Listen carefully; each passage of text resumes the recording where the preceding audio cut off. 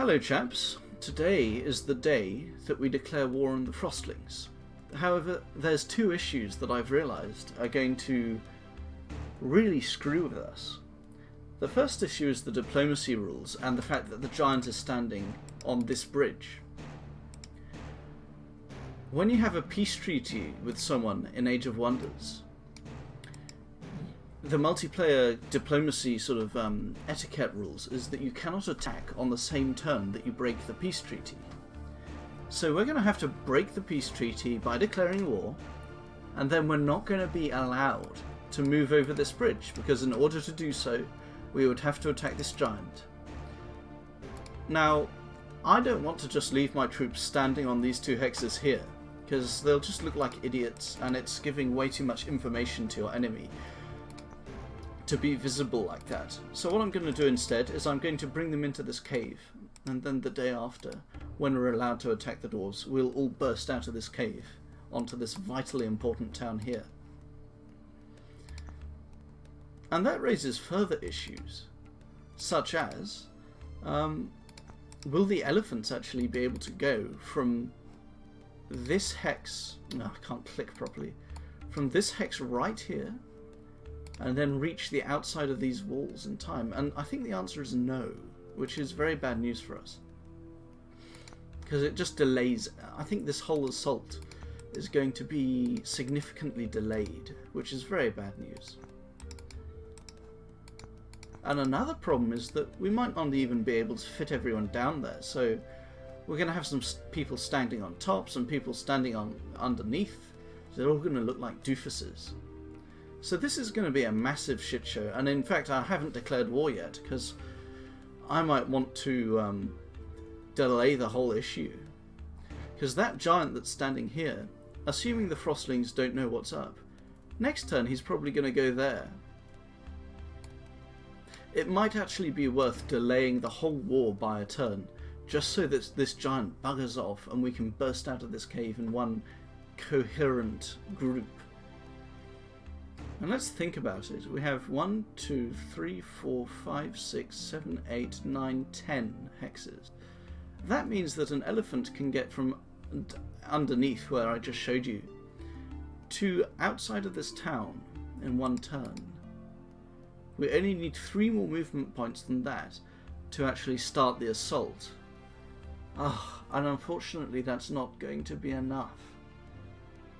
What a nuisance.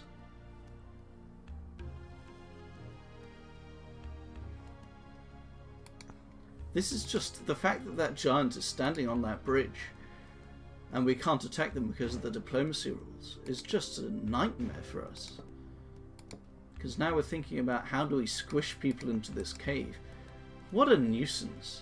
What an absolute nuisance.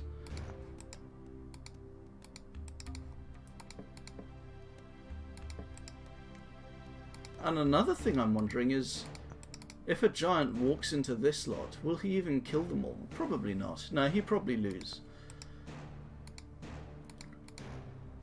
Now the path the giant is going to take is probably going to be 1, 2, 3... I don't know. I don't know. Do I declare war? I think I actually don't declare war this turn. I have to delay my entire war by... just because of this screw up on the bridge. The fact that the giant is occupying the bridge. So bad. So bad for us.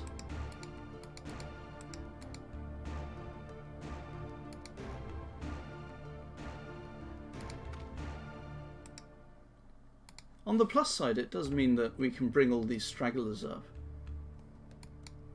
into one coherent mass. So that's not so bad.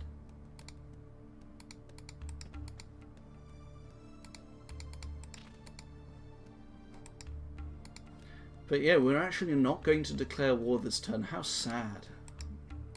What a shit show that turned into. My god, how many stacks do we have? We have 1, 2, 3, 4, 5... We have 6 stacks. This is complete overkill. Absolute and total overkill.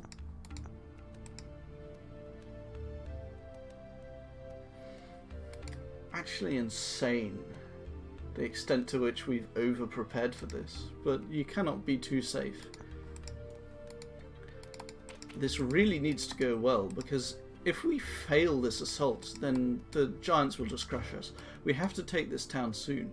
Anyway, that's all I needed to show you this turn. It turns out we're actually not going to declare war. What a screw up, just because that giant happens to be standing on that tile, and it means we cannot get there. It means we might as well wait for him to go past. Hopefully he does go past, otherwise it's a shit show and a half. And the halflings even have a giant too. This is going to be a nuisance to fight, these guys.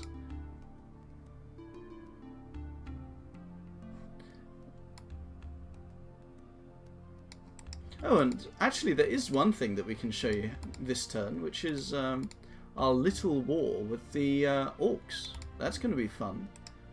Their leader is there. And he's way too strong to fight.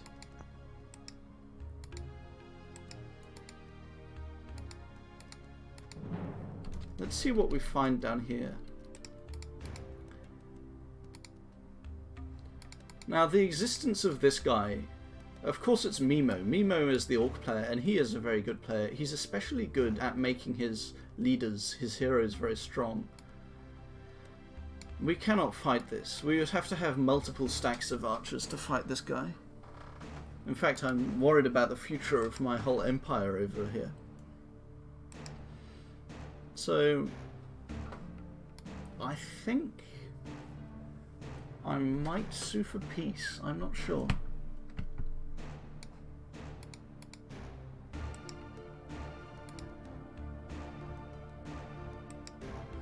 The good news is he's kind of screwing around, putting his people in boats. Anyway, if we advance this little army, it'll be a shit show. They'll just all die. On the one hand, that would be a good thing, because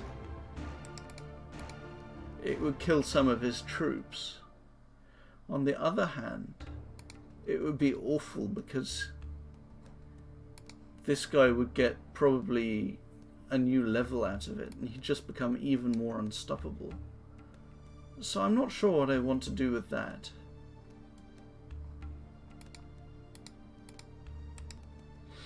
We can suicide the elephant into this town next turn so that it doesn't feed experience to the orcish leader. So, yeah, I'm not sure what I'm going to do next.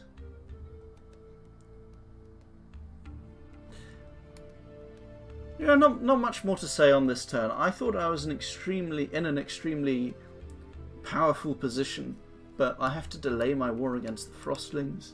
The giants will be able to stand on mountains. This is going to be a pain to keep under control with the few troops I've left here. The orcish leader is very strong. The Frostling leader up here is very strong. Still a lot to hang in the balance. The good news is this lurker is off doing nothing, so it hasn't seen these battering rams at all.